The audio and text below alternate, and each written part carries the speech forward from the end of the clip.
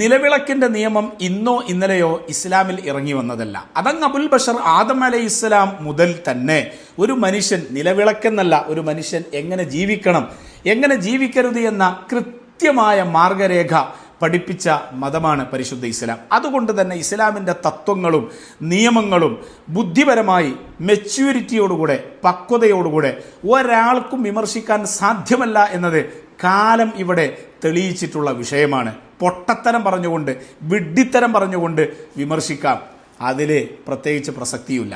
ഏതായാലും നിലവിളക്കിനെ സംബന്ധിച്ചിടത്തോളം മുസ്ലിമിന് വ്യക്തമായ കാഴ്ചപ്പാടുണ്ട്.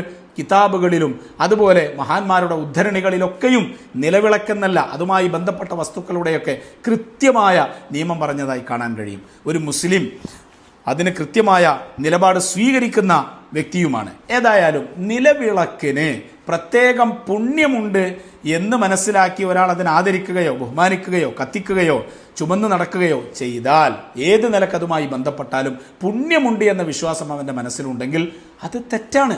അതേസമയം സാധാരണ നോർമലി ഒരു വിളക്കാണ്, അല്ലെങ്കിൽ ഭംഗിക്ക് വേണ്ടി ഉപയോഗിക്കുന്നു, ഈ നിലക്കാണെങ്കിൽ നിലവിളക്കുമായി ബന്ധപ്പെടുന്നതിനോ അല്ലെങ്കിൽ അത് ഉപയോഗിക്കുന്നതിനോ തെറ്റുമില്ല. ഇതാണ് ഇസ്ലാമിൻ്റെ കാഴ്ചപ്പാട്.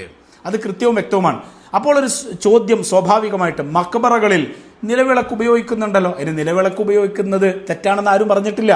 അതിന് പുണ്യം കൽപ്പിക്കരുത്, പ്രത്യേകത കൽപ്പിക്കരുത് എന്നേ ഇവിടെ പറഞ്ഞിട്ടുള്ളൂ.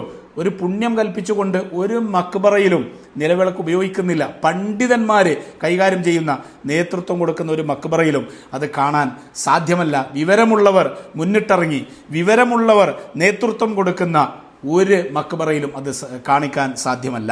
ഇനിയോ മക്ബറകളിൽ എന്താണ് ഇത്ര പ്രത്യേകത? ഔലിയാക്കന്മാർ അന്ത്യവിശ്രമം കൊള്ളുന്ന സ്ഥലങ്ങളിൽ അതിന് പ്രത്യേകതയുണ്ട് എന്ന് ഖുർആൻ പഠിപ്പിച്ചതാണ്, ഹദീസ് പഠിപ്പിച്ചതാണ്. അതിലേക്ക് ഞാൻ വിശദമായി കടക്കുന്നില്ല, അത് മറ്റൊരു ടോപ്പിക്കാണ്. ഏതായാലും ഇതൊക്കെ പറയുന്നത് ഇസ്ലാം സ്വീകരിച്ച് വിശ്വസിക്കുന്ന മുസ്ലിമീങ്ങൾക്കാണ് ഈ പറഞ്ഞ നിയമങ്ങളൊക്കെ ബാധകം. അല്ലാത്തവർക്ക് ഇത് ബാധകമല്ല, അല്ലാത്തവരോട് പറയുന്നുമില്ല, അല്ലാത്തവരോട് പറയേണ്ട ആവശ്യവുമില്ല. അതേസമയം നമ്മുടെ കേരളത്തിൽ ധാരാളം മതങ്ങളുണ്ട്, നമ്മുടെ രാജ്യത്ത് ധാരാളം മതങ്ങളുണ്ട്. ഓരോ മതങ്ങളും അവരുടെ വിശ്വാസം നിലനിർത്തി പോരുന്നു. ഓരോ മതത്തിലെയും പണ്ഡിതന്മാർ വിശ്വാസികളോട് മതത്തിൻ്റെ നിയമം പറയുന്നു. അതൊക്കെ പാലിച്ചു പോരുന്നതിനോടുകൂടെ മതസൗഹാർദ്ദം ഇവിടെ സംരക്ഷിച്ചു പോരുകയും ചെയ്യുന്നു. പാലക്കാട് ജിമ്മ് തുടങ്ങി, അതിൽ കുറേ ആളുകൾക്ക് ഹാലളക്കം. എന്തിനാണോ നിങ്ങൾക്ക് ഹാലളക്കം? ഹാലളകേണ്ട കാര്യം എന്താ? അയാളെ പോക്കറ്റിൽ നിന്ന് കാശെടുത്തിട്ട് ഒരു സ്ഥാപനം തുടങ്ങി, അയാൾക്ക് ഇഷ്ടപ്പെട്ട രീതിയിൽ രാജ്യത്തിൻ്റെ നിയമം പാലിച്ചുകൊണ്ട് ഏത് രീതിയിലും സ്ഥാപനം നടത്തിക്കൂടെ? നിങ്ങൾക്ക് പറ്റൂലെങ്കിൽ പോകണ്ട. നിങ്ങളോട് ഇസ്ലാമിൻ്റെ നിയമം പറയുന്നുമില്ലല്ലോ, അത് വിശ്വസിക്കുന്നവരോടല്ലേ പറയുന്നത്.